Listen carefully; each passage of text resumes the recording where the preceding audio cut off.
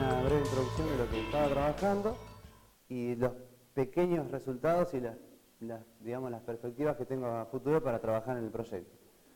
Como modo de introducción, la especie en cuestión que voy a trabajar es capín, Echinocloa colonna, principalmente porque a nivel mundial es una maleza muy importante, depende de las fuentes bibliográficas, considerada dentro de las 10 o de las 20 malezas más importantes en el mundo, principalmente en cultivos de arroz y en cultivos de verano de esta zona, como por ejemplo maíz y soja. Y en nuestro país se torna un poco más importante el problema porque encontramos biotipos resistentes al glifosato, vamos a ver un mapa de distribución, y dentro del mismo género, la especie Echinocloa cruzgali, con sospechas a resistencias a otros herbicidas. Como dice ahí, resistencia a inhibidores de enzima ALS. Y quería hacer esta aclaración también breve de por qué llamamos un manejo proactivo en cuanto a la maleza capín. Nosotros siempre estuvimos enfocados, digamos, de que el manejo de malezas tiene que tener una proyección en el largo plazo, considerando un montón de prácticas y de cuestiones de manejo para que sea sustentable y para que sea amigable con el ambiente. Y lo que vemos que lo que apuntaba el control de malezas al manejo reactivo es principalmente tomar una determinación rápida, inmediata, para poder quitar a la maleza del medio. Entonces es por eso que relacionamos al manejo reactivo con lo que es el control de la maleza que se encuentra en ese ambiente, en ese lote, en ese campo específico. Son completamente cortoplacistas, porque la idea es quitar a la maleza del medio en el que está afectando, y se tienen en cuenta algunas consideraciones, como por ejemplo el establecimiento de la maleza y la competencia que ella puede ejercer dentro del lote, dentro del cultivo, pero no tan complejo como si después lo vemos con la teoría de lo que es un manejo de malezas, que ahí sí hace hincapié en lo que es un manejo proactivo. De esta manera lo que pretendemos es ver cuál es la importancia de la presencia de esa maleza en el lote y si a lo largo de los ciclos agrícolas que se manifiesta esa maleza, los niveles son perjudiciales o no. Entonces por eso pensamos que podemos establecer ciertas prácticas a largo plazo y basado siempre en lo que es en términos de ecología de malezas, en cuanto a su emergencia, a su germinación, su emergencia, su producción de semillas y la mantención a lo largo de los años. Esto es no quiero hacer tanto hincapié en esta imagen, pero es para mostrarles de que cómo las prácticas culturales, ahí está, gracias. Cómo las prácticas culturales para el manejo de ciertas malezas, en este caso del género Echinocloa, fueron afectando a la misma especie. Por ejemplo, en producciones de arroz, distintas especies dentro del género Echinocloa, por ejemplo Echinocloa oryzoides y Echinocloa cruzgali, de acuerdo al momento que se producía la inundación del lote, cambiaban totalmente la proporción de esas malezas dentro de un lote. Esto como prácticas culturales de lo que se encontraba en bibliografía. Y después, por otra parte, las prácticas comunes que se realizan en los cultivos de verano es básicamente resumido herbicidas. Acá en la zona, y muy comúnmente requerido el INTA en esto, ¿qué hago con esta maleza? ¿Qué herbicidas se le agrega? Ya sea preemergente o postemergente. Y seguramente muchos de ustedes han escuchado por ejemplo, acetoclor, metolaclor, que son herbicidas que se utilizan antes de la emergencia de la maleza, inhibidores de la enzima ALS también, otros herbicidas como por ejemplo imacetapir, que también es utilizado antes de la emergencia, y cuando se nos escapó acá, recurrimos a estos herbicidas postemergentes, como por ejemplo los graminicidas conocidos, o el glifosato. Siempre la solución estaba en base a los herbicidas, al uso de herbicidas. Y les quería mostrar un detalle bastante interesante, que en Argentina, desde el 2005 con la aparición del primer biotipo de resistencia al glifosato en sorgo de Alepo, al 2015 ya llevamos 15 biotipos de distintas malezas con resistencia herbicida al glifosato. O sea que en 10 años tenemos 15 biotipos resistentes. Una expresión exponencial que asusta. Por otra parte, lo que es el uso de herbicidas ALS, también a partir del 2010 tenemos un incremento de casi 7 biotipos resistentes. También es para aseverar el tema de la resistencia en malezas. Y por otra parte, los graminicidas, conocidos Galoxifop, Clethodim, entre tantos, a partir de 2010 se detectaron también en Argentina biotipos de gramíneas resistentes a esos graminicidas. Entonces el enfoque nuestro, la cuestión es hasta dónde tenemos que forzar a los herbicidas en los sistemas para poder solucionar un tema de malezas. Siempre pensamos que antes de usar estos herbicidas hay que comprender un montón de herramientas, que por eso el tema del proyecto incluye a la ecología de la maleza. Y acá vemos cómo del año 2013 a 2015 el mapa de evolución del problema de resistencia al glifosato se fue acelerando, que en 2 años ven los puntos en rojo indican presencia de biotipos resistentes al glifosato y en puntos amarillos indican la sospecha, sin la confirmación aún. Bastante interesante el tema. Y a modo resumido, los objetivos de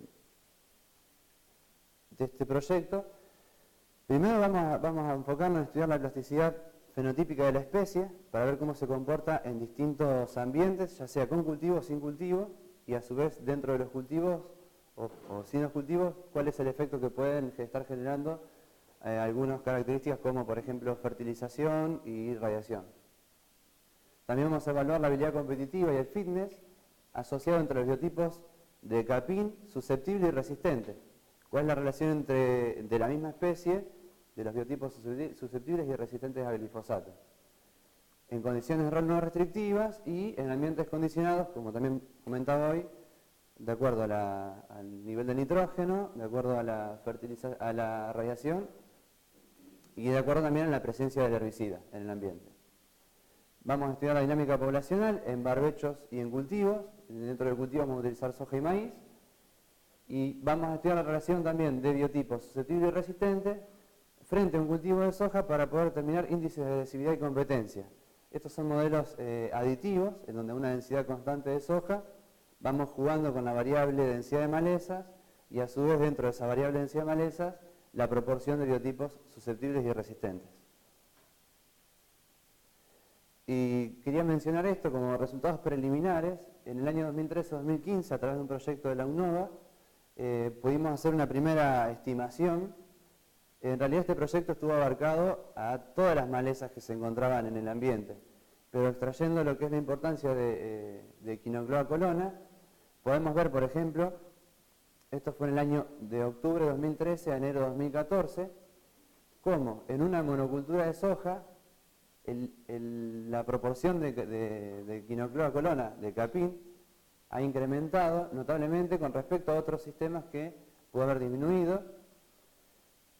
Y después, por ejemplo, en este segundo año, en octubre de 2014, enero de 2015, vemos que un tratamiento orgánico llamado, que era un manejo exclusivamente con labranzas, acá está cortado, pero en realidad llegaba hasta 48% la presencia de capín.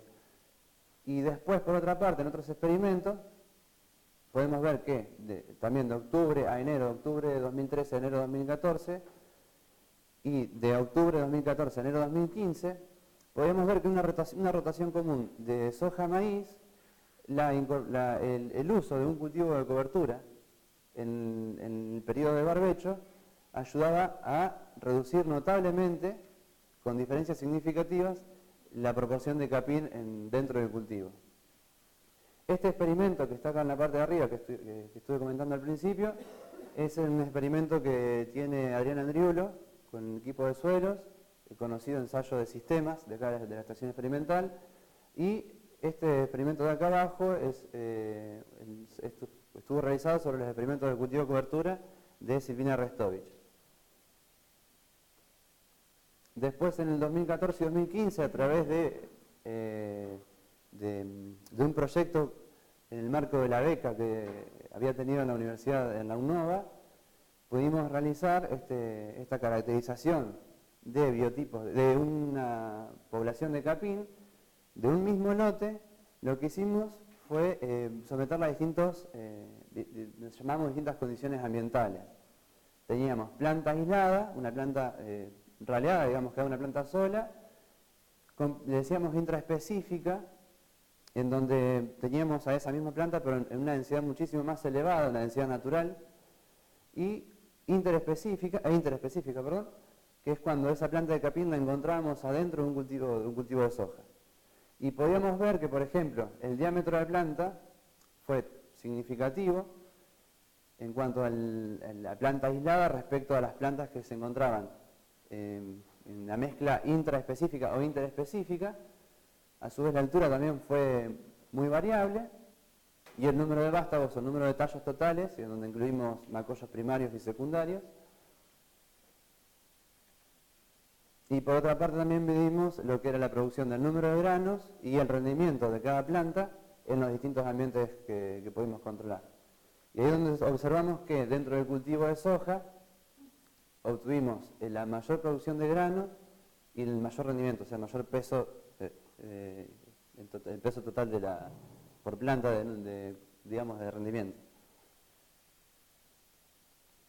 Y después, por otra parte, en lo que fue el primer año de la beca de INTA, siguiendo trabajando con todas estas cuestiones de capín y metiéndonos un poco más en lo que era el flujo de la emergencia, para saber en qué periodo del año nos encontramos.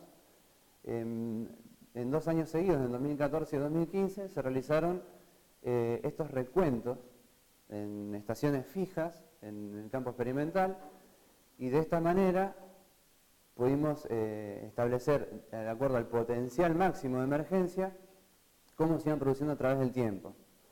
Después lo que hicimos es tratar de formar un modelo en función al tiempo térmico, que es un modelo sencillo de poder construir, en donde tuvimos que, a través de un modelo de Gompertz, un ajuste bastante aceptable, y en el tercer año vamos a hacer la verificación en el campo para poder ajustar, poder determinar o confiar más o menos en este modelo y poder ver si tenemos algún otro ajuste, algún otro tipo de modelo que pueda ser más fiable. Y entonces lo que resta en actividades próximas, bueno, la validación del modelo en condiciones de campo, como les decía, que esto es muy importante, sobre todo en el tema de malezas, porque muchos de los trabajos realizados en malezas, y sobre todo en modelizaciones de emergencia y de competencia, son realizados en condiciones controladas, en condiciones de cámara, y muchas veces estos efectos en el campo no se logran traducir, por lo que mismo que estaban hablando hoy en la ponencia anterior. Muy difícil, pero estas son una de las primeras aproximaciones que hasta ahora, con el tema de la emergencia en función al tiempo térmico, estamos bastante, digamos, confiados, y vamos a ver si podemos llegar a ajustarlo de mejor manera. Establecimientos de experimentos aditivos, como les comentaba hoy, que a la misma densidad de un cultivo, vamos a someterlo a la competencia con capín a distintas densidades, y también vamos a determinar el grado de resistencia al glifosato de cada uno de los biotipos, que en la zona fueron recolectados algunas poblaciones en lo que es Pergamino, en Rancagua y en Ocampo. Todas, la mayoría con sospechas de resistencia al glifosato. Eso.